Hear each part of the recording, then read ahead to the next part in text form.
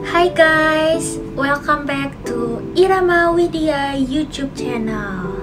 So, gimana? Kalian sudah semakin pede belum mengerjakan soal matematikanya?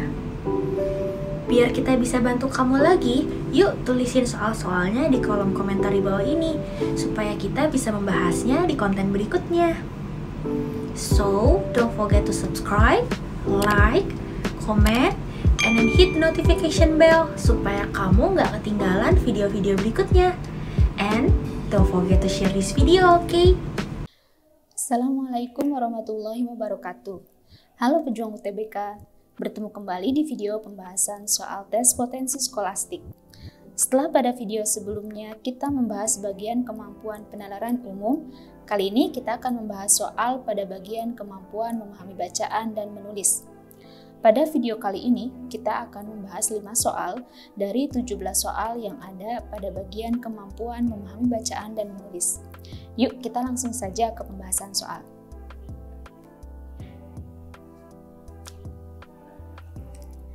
Di sini, kalian akan menjawab soal berdasarkan teks yang disajikan. Seperti yang sudah diulas pada video sebelumnya, untuk soal yang mengacu pada teks, kalian dapat membaca sekilas saja teks tersebut di awal untuk mendapatkan gambaran umumnya dan untuk mengefisienkan waktu dalam menjawab soal. Teks ini digunakan untuk menjawab soal nomor 17 sampai 21. Kalian bisa mempause video ini untuk membaca teksnya sekilas. Oke, sekarang kita akan membahas soal nomor 17. Judul yang tepat untuk teks tersebut adalah, kita lihat lagi ke teksnya. Judul merupakan kepala karangan yang diletakkan pada bagian atas sebuah teks. Judul yang baik adalah judul yang mampu mewakili keseluruhan isi karangan. Untuk mengetahui gambaran isi teks secara keseluruhan, kita dapat mencari ide pokok setiap paragraf dalam teks tersebut. Teks ini terdiri atas 4 paragraf. Pada paragraf pertama, ide pokoknya adalah Indonesia terletak pada cincin api. Kemudian, untuk paragraf kedua, ide pokoknya adalah gempa besar yang terjadi dalam 10 tahun terakhir.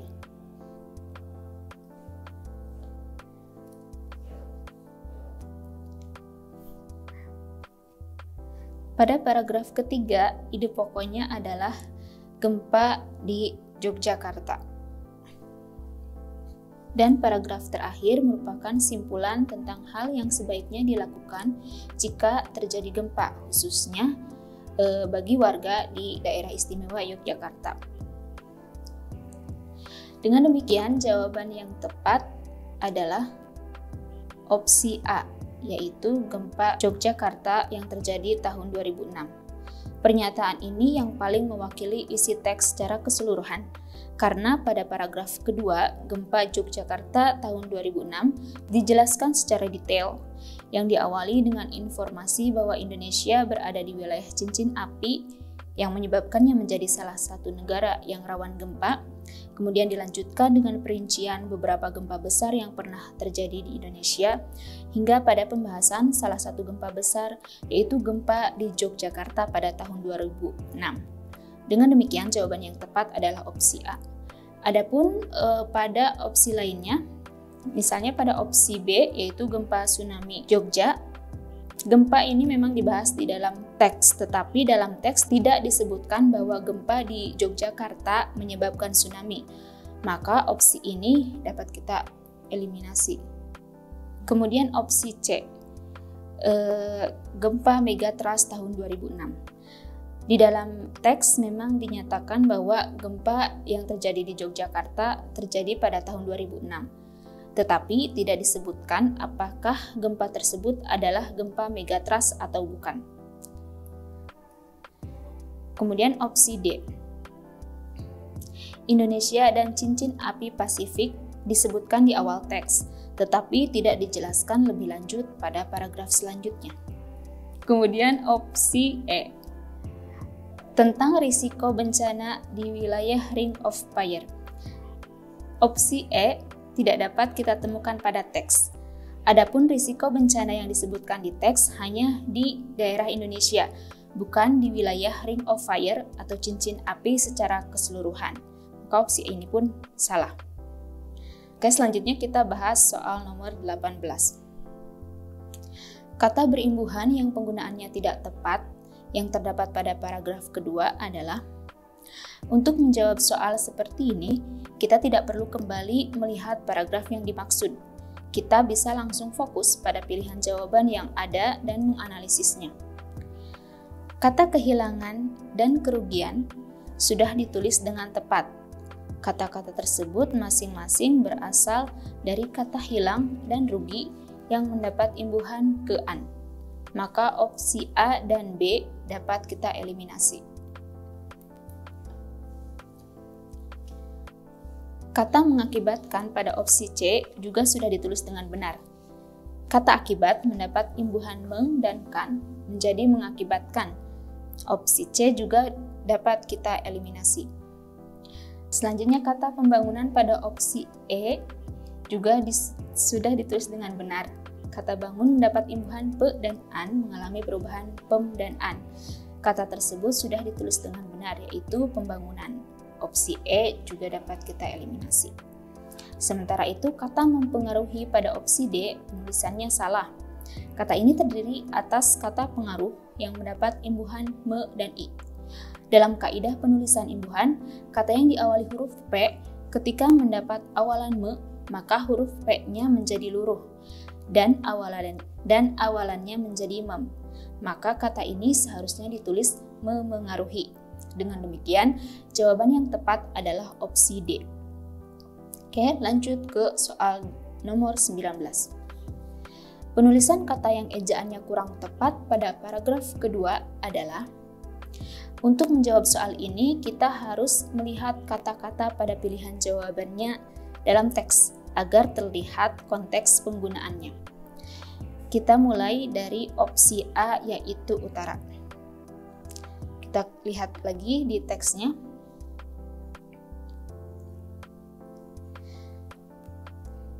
Kata utara kita temukan di Eurasia di utara.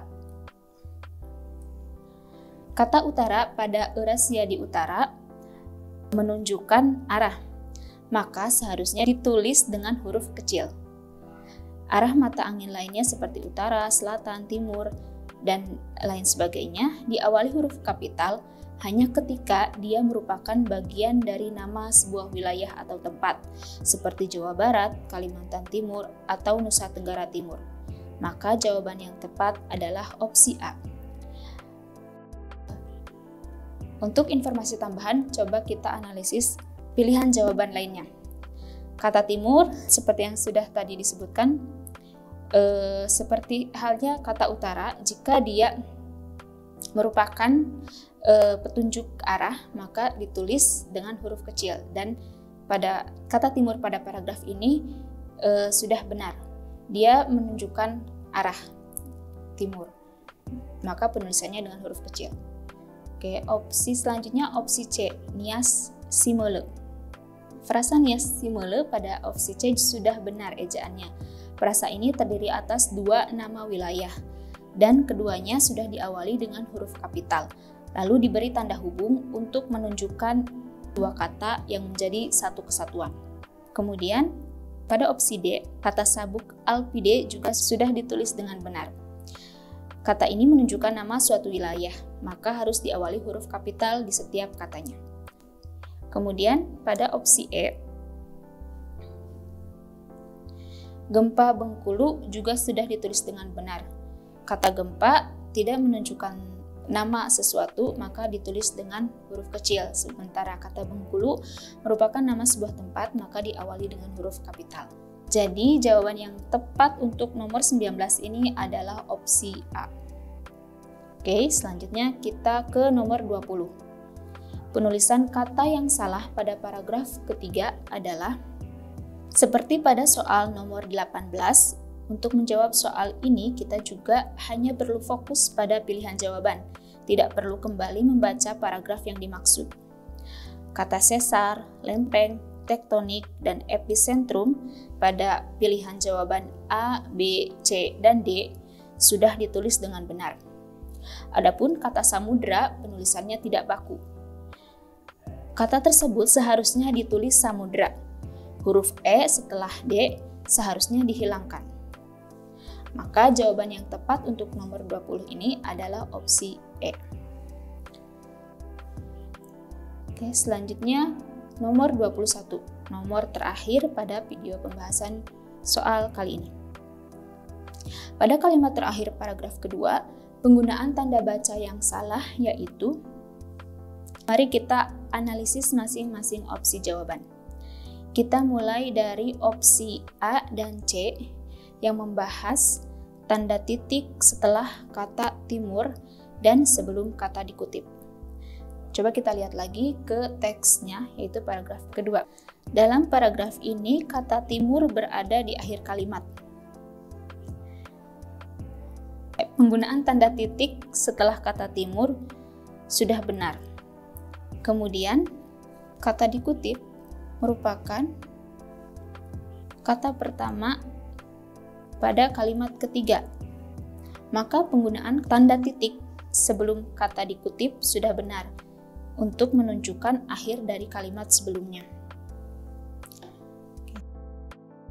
Maka opsi A dan C dapat kita eliminasi.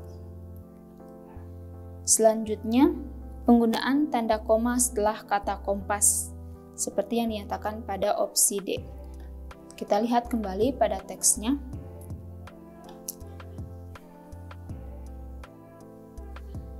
Penggunaan tanda koma setelah kata kompas sudah benar, karena untuk memisahkan keterangan dengan penjelasan. Dengan demikian, opsi D juga dapat kita eliminasi. Selanjutnya, penggunaan tanda hubung pada kata Indo-Australia. Penggunaan tanda hubung pada kata Indo-Australia sudah benar, maka opsi E juga dapat kita eliminasi. Dengan demikian, jawaban yang tepat adalah opsi B. Mengapa penggunaan tanda koma setelah kata benua salah? Kita lihat pada teksnya. Pada teks, setelah kata benua diikuti tanda koma, sementara selanjutnya adalah merupakan perincian. Maka seharusnya setelah kata benua bukanlah tanda koma, melainkan tanda titik 2. Dengan demikian, jawaban yang benar adalah opsi B. Itulah pembahasan soal tes potensi skolastik bagian kemampuan memahami bacaan dan menulis kali ini. Buat para pejuang UTBK, tetap semangat belajar ya. Terima kasih sudah menonton, dan sampai bertemu di video selanjutnya. Assalamualaikum warahmatullahi wabarakatuh. Well, pembahasan soalnya is super clear and easy. Pastinya kamu udah lebih paham dong mengerjakan soal-soal seperti ini. So, to let you guys understand better about the questions, jangan sampai ketinggalan nonton video berikutnya ya. And don't forget to subscribe, like, comment, and then hit notification bell supaya kamu gak ketinggalan nonton video berikutnya. So, see you guys in the next video. Bye-bye.